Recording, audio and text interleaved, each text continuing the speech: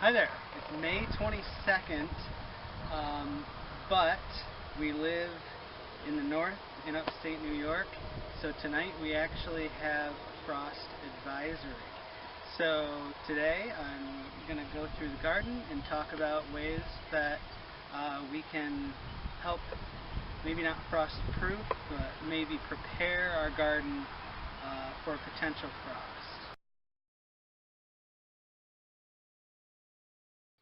The first strategy to prevent frost damage is irrigation.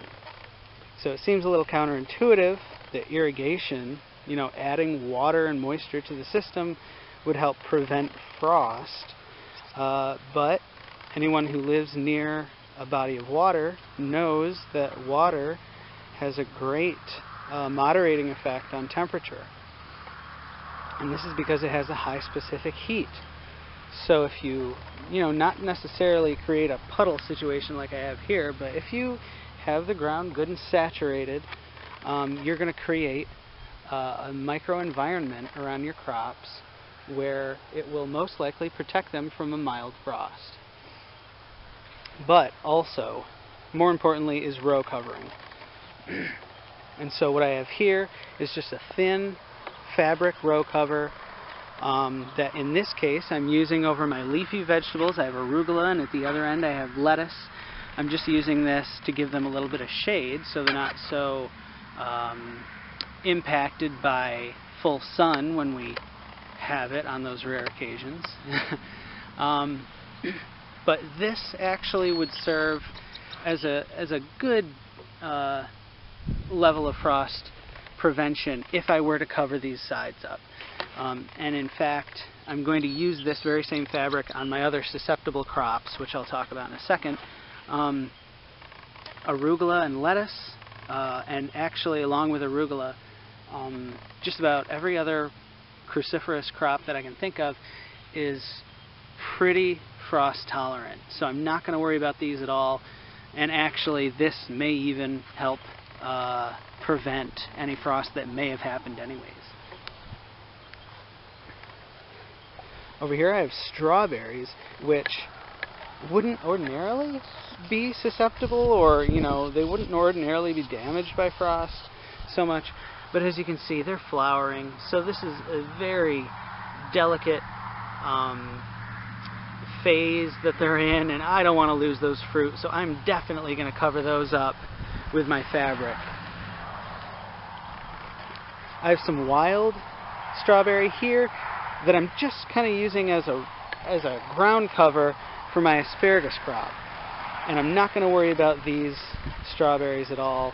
The asparagus, if it had a hard enough frost, these larger ferns might die off, but they'll be replaced by shoots.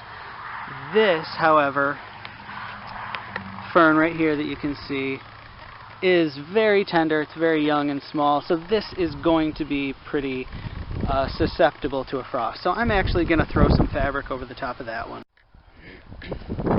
Garlic will not even flinch at a frost. It will be just fine. I'm not worried about it. This is the second year of radish growth, so they're flowering right now. If I lose those blossoms, not a big deal. The radish itself, the vegetation shouldn't be impacted at all. But if I lose those flowers, we're trying to collect seed from it this year.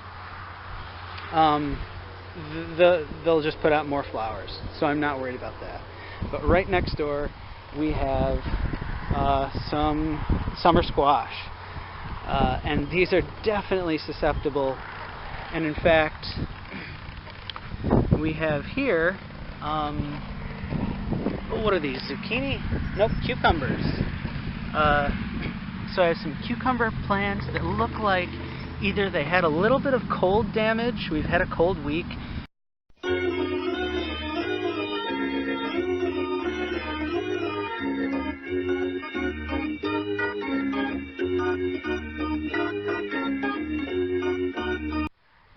but they're definitely susceptible to frost.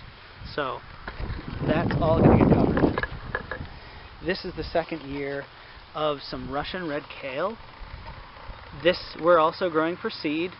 and this will also lap off a light frost, so we're not concerned with that at all.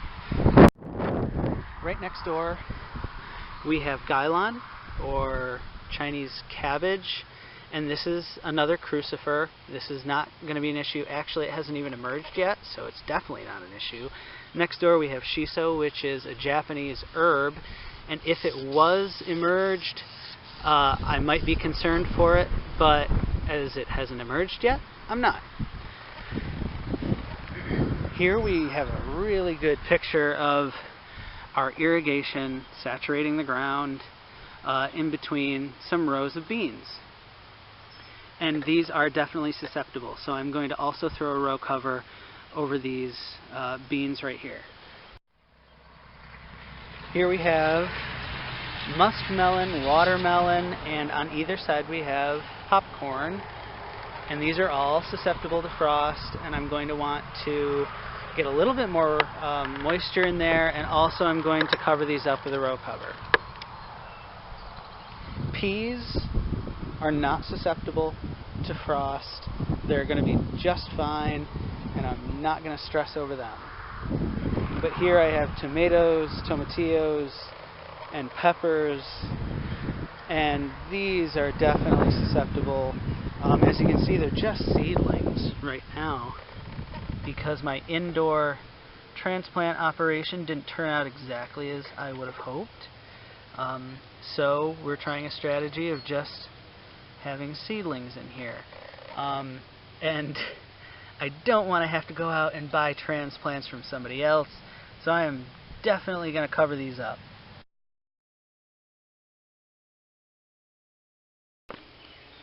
Good morning.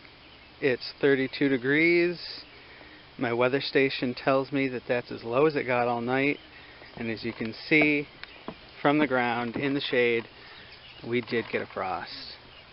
The half of my garden that's in the sun is already warmed and the frost is melting, but where it's still in the shade, you can see that we did get a frost.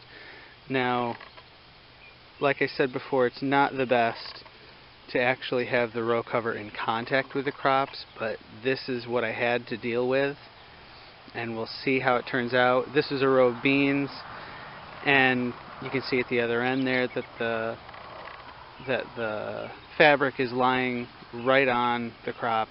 We'll see how it turns out. Oh yeah, here on the potato crop you can see for sure that it is a pretty decent frost. And there's some frost right on the leaves right now. It looks okay, but I wouldn't be surprised if it died off. And again, like I said before, not a big deal with the potato. Peas look like they're having a great time. No big deal. But our buckwheat looks so sad, so tragic. And we're probably going to lose these. But, like I said before, I'll just reseed. This is a cover crop. Not stressed about it. Garlic didn't even acknowledge that anything happened last night out of the ordinary. Actually, I did forget to cover this fern, and it looks okay right now. We'll see how it turns out in the next few days. All these other ferns look alright. That radish plant there looks a little wilty, but everything else looks okay for the most part. We'll see how it turns out. I ran out of tarp for my strawberries, so I had to improvise, but I got everything covered. There were a few rips in my old tarp that I actually used over the winter for other things, so we'll see if the whole tarp itself was able to keep enough moisture in that environment to prevent damage to the blossoms that were exposed at the tears. But if not, we did our best with everything else. There are a few more buckets where I had to improvise with my lack of cover. Here's some exposed leaves that look like they made it through all right for the most part. But that's it. And I'll let you know how everything turns out. So now it's mid-morning, it's about 50 degrees, and we can assess some of the damage. Most everything made it unscathed, but we can see here some of our beans that were in contact, where they were in contact with the row cover, are showing signs of damage. And we might lose this leaf, we might lose the whole plant, we're not sure, but if we're lucky, the most important part of the plant, the meristem, right there, the growing point, right in the center, that should have been protected from the frost if these leaves did their job and, you know, propped up that cloth enough to take the brunt of the damage instead of the meristem. So we'll see what happens. They look pretty rough right now, but if that meristem was sufficiently protected, we should get some trifoliate leaves soon, and they should be okay. Radish, which I didn't look at before, which I didn't talk about before, totally uncovered, no problem whatsoever. Some corn, you can see some of our sweet corn where the leaf was in contact with the row cover. There's damage there. This leaf will be lost, but the growing point should have been protected, so we should be alright. Here's an example of one of my melons, one of my cucurbits. This edge of the leaf was in contact with the row cover, so is this. But the meristem, the growing point, looks like it was unscathed. So this one just might escape. It'll be set back a little bit because it lost these sources of energy, but we'll see. Should be alright. Better than a total loss and starting from scratch, that is for sure.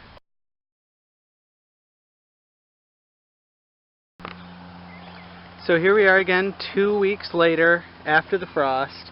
The sun has just gone down, so it might look a little dark out here, but I just wanted to go back through and show you how everything is doing after the frost. As you can see, I've put some stakes up because my tomatoes made it through. As you can see, the cover worked. They're not too much bigger than they were, but they live. They're doing well. They're doing alright. Peas getting bigger because they weren't affected at all. This row of beans, as you can see, looks pretty good, even though if we remember the row cover was actually in contact with the beans down at this end, and you can see some of the effects of the frost right here. These leaves burned off from the frost. So this plant itself is going to be set back a little while, but some of these others, where you can see the frost damage this leaf, the growing point in the center of the plant right here at the axil was okay, so it's coming out of it. It wasn't great for it, it wasn't good for it, but it at least lived because that growing point was protected from the frost. Down here you can see these were the most affected by coming in contact with that fabric, which allowed them to be damaged by the frost. But by and large, not bad. If I had left that uncovered, these would all be dead and I'd have to start over. The potato leaves didn't seem to be affected, and actually they're growing quite well. The radishes down here, which I don't think I talked about in the first video, of course they weren't affected. My corn, you can't tell now, but there was a little bit of damage on those leaves, but you would never know it now. Just damage from where they were in contact with the fabric, like the beans, but they did just fine because the growing point is actually near the surface of the soil, and they were okay. You can see how this plant was affected by coming in contact with the fabric where it froze, but the growing point was great, and these cucurbits are doing just fine. Here's another example of where the frost just nipped these leaves, and again, if I didn't put any covering, I would have had to transplant, and these plants would have been dead. And strangely enough, these buckwheat plants made it through without a problem. You remember that the morning after video, you could see a lot of the buckwheat plants just dead. I mean, they were wilted, and by the end of the day, I'd say about 80 to 90% of the buckwheat plants were just done. They were dead. But some managed to make it through, and I seeded some more, and I mean, this one looks like it was hardly affected at all.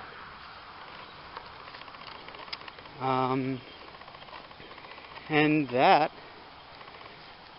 is about it. These melons made it through fine. Some of the rabbits have been getting through and tearing up my fabric. I'm going to have to figure out a solution to that. But my radish flowers, unaffected. My strawberries are doing great. In fact, I had some strawberries today, just a few minutes ago. The asparagus are doing just fine. So that's it. We made it. No big problems.